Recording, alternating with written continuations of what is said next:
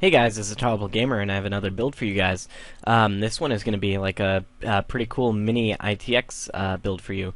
The budget's going to be around like $1,500, $1,600. The prices may vary, depending on what time you're going to be looking at this. And this will be like an Intel AMD. You can't really make a Mini-ITX AMD build, so I mean you probably could, but it wouldn't be to like this caliber. So I just did best case scenario as far as I can see for like around this price point. So first off, we'll go with the processor. It's going to be an Intel Core i5-3570K, the K unlocked version, which is a great, one of the best gaming CPUs you can get out. It's like super fast. It's like just a really good processor. You could look at the specs, because an Ivy Bridge processor's quad core. Frequency is at 3.4 gigahertz, and then you can always overclock because this is the K unlocked version.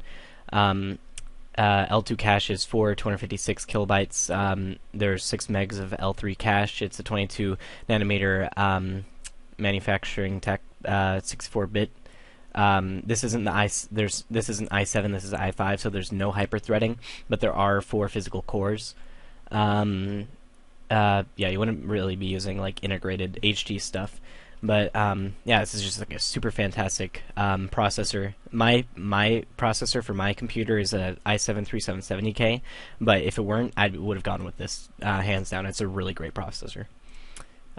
Next is I guess I'll go with liquid cooling. This is just a closed loop liquid cooler. The Corsair H100 or H80i. It's really good 120 millimeter liquid cooler. It's a very thick radiator, and you can put your own fans, like whatever fan you want on, and it can fit on most every single kind of socket, like even including 1155, which this build is going for. The motherboard I chose was a ASUS P8 Z77i Deluxe, so it's the Mini-ITX.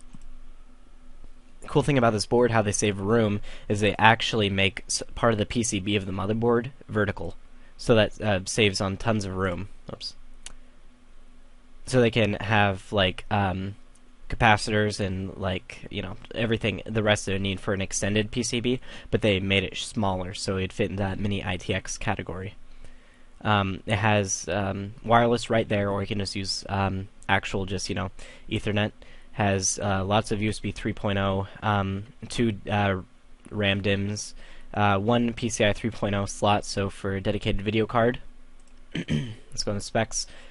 Supports i7, i5, i3, LGA 1155 socket, Turbo Boost technology 2.0. It's the Northbridge or the chipset is a Z77. It can support tons of different kinds of RAM. It can support up to 16 gigs of RAM, so if you want to upgrade to 16 gigs, you can.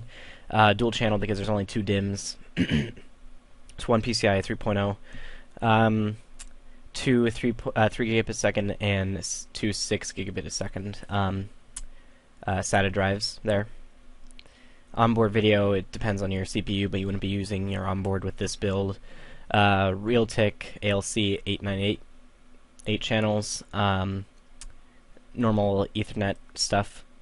There's one, you wouldn't be using any of these either, but 4 USB 2.0s, 4 USB 3.0s, 2 eSATAs, 3 gigabit a second, not 6. I'm not sure if there's 6. I don't even know.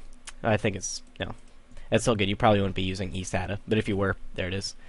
All the other stuff, it's Mini-ITX dimensions, and it, 24 pin for the power there.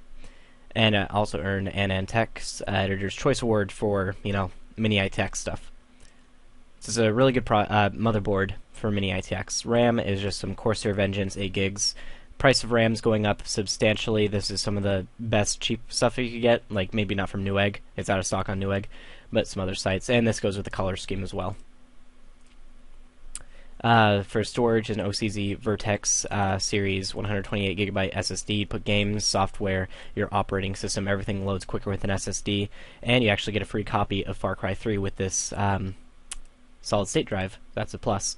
For general storage, a Seagate Barracuda 1 terabyte. It's just a really great really great storage device.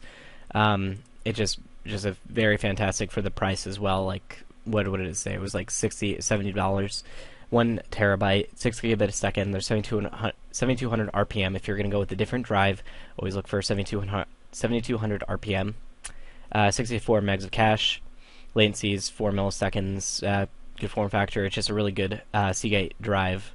I don't know why it says null on here, it's just loading. Newegg site's being kind of weird, I guess. Video card, I could fit this into the budget.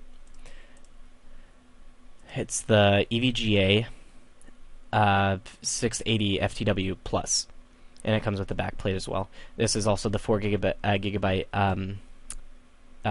version, so it has 4 gigs of VRAM. This is, I also did this card, like, I mean, you could always go with the cheaper one with only like 2, because 2 is definitely, you know, good enough. That you really don't need 4 unless you're doing multiple monitors. So this is just in case you want to do like multi-monitor gaming. The 680 can handle that, plus 4 gigs really helps higher resolution gaming. It's a GTX 680, so it's one of the fastest single GPU cards in the world. There's the specs. It's a very fantastic card. This is the case that's going to go, and I'll show you later, or like after I'm done. The power supply I chose as a completely modular Seasonic power supply, and you can also buy these extra short SATA cables and just cables for it, so it'd fit in a Mini-ITX case very easily. I forget what they're called, so if I remember anytime, I'll put them in the description. But this is just a fantastic power supply. It's 80 plus gold, has all the cables, it's fully modular, so it makes cable management very easy, especially on these small form factor builds. Just a normal light-on optical drive, if you have USB 1, is fine. This is just a cheap one. You don't need to spend a lot. Plus, you probably wouldn't even want to keep it in your case all that much. Next is Windows 7. That's up to you. You know, you choose the operating system of your choice. Windows 7 is just my favorite. Excuse me. Now on to the case. It's a Bitphoenix Prodigy. This is probably the best Mini-ITX case you can get. It's very portable, as you can see. It's not just cheap plastic there. It's rubbery. You can hold it really easily. It's very strong. You can also get this in red and white. I just chose the black one because it's kind of standard. There's your I/O right there, the power reset, audio, mic, and then 2 USB 3.0s. Tons of room inside, plus you can also take out this hard drive cage to add even more. With what I was thinking is you can put the liquid cooler right here or anywhere on the top, liquid cool, and then you have full length for 680 if you take out this hard drive bay, and then you'd have room for your SATA, or your SSD, and then your hard drive around here, and then there's power supply. Just, it fits everything, and you'd have tons of room afterwards as well. And this is just a fantastic case made by Bitphoenix. And I'm actually probably going to buy one of these soon when I build my second computer. And yeah, that was my build, so I hope you enjoyed, and I'll leave all the links in the description. This is my Mini-ITX build, around $1,500, $1,600, so thanks for watching.